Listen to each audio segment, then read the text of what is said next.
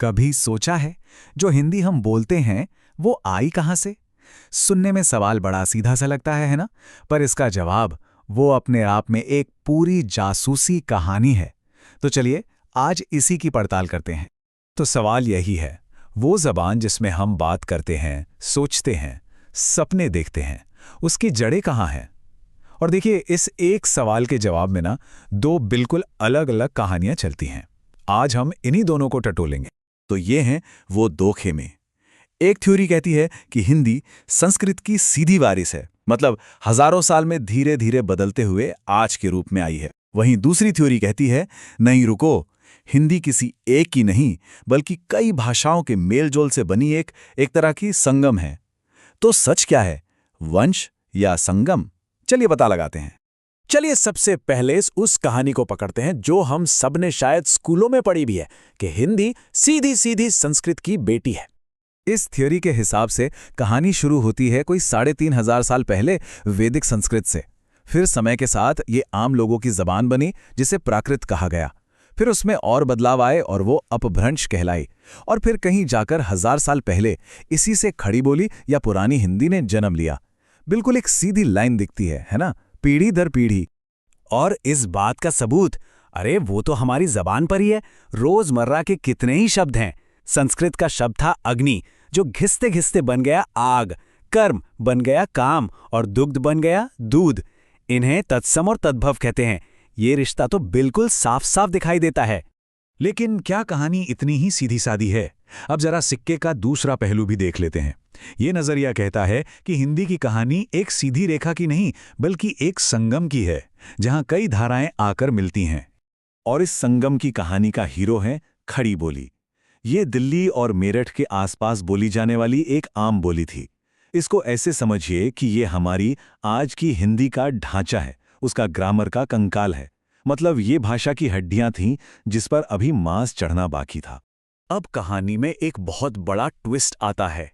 सोचिए, 700 साल से भी ज्यादा का वक्त, दिल्ली सल्तनत और फिर मुगल काल।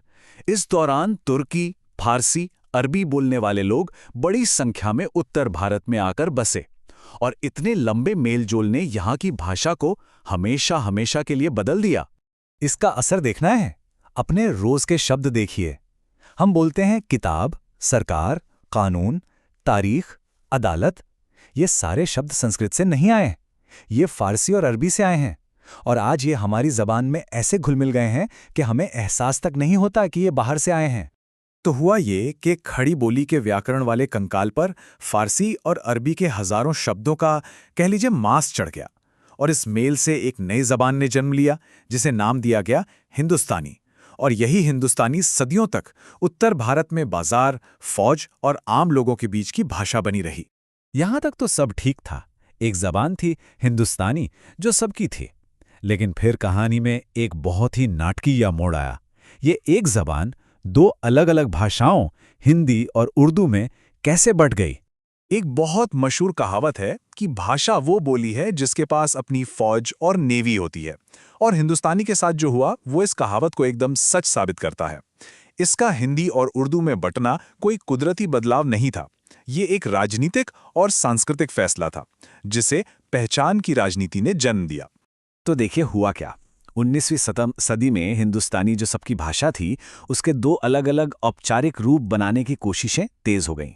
एक खेमे ने कहा कि हम अपनी प्रेरणा और मुश्किल शब्द संस्कृत से लेंगे और देवनागरी लिपि में लिखेंगे। इसे कहा गया हिंदी। दूसरे खेमे ने कहा कि हम फारसी और अरबी के शब्दों को प्राथमिकता देंगे और फारसी अरबी लिपि में लिखेंगे। इसे कहा गया उर्दू। इस फर्क को इस एक लाइन से समझिए। एक आम हिंदुस्तानी वाक्य है, ये एक बेहतरीन किताब है। अब जब इसे संस्कृतिकृत हिंदी में कहा गया तो ये बना, ये एक उत्तम पुस्तक है। और जब इसे फारसीकृत उर्दू में कहा गया तो ये बना, ये एक उम्दा किताब है।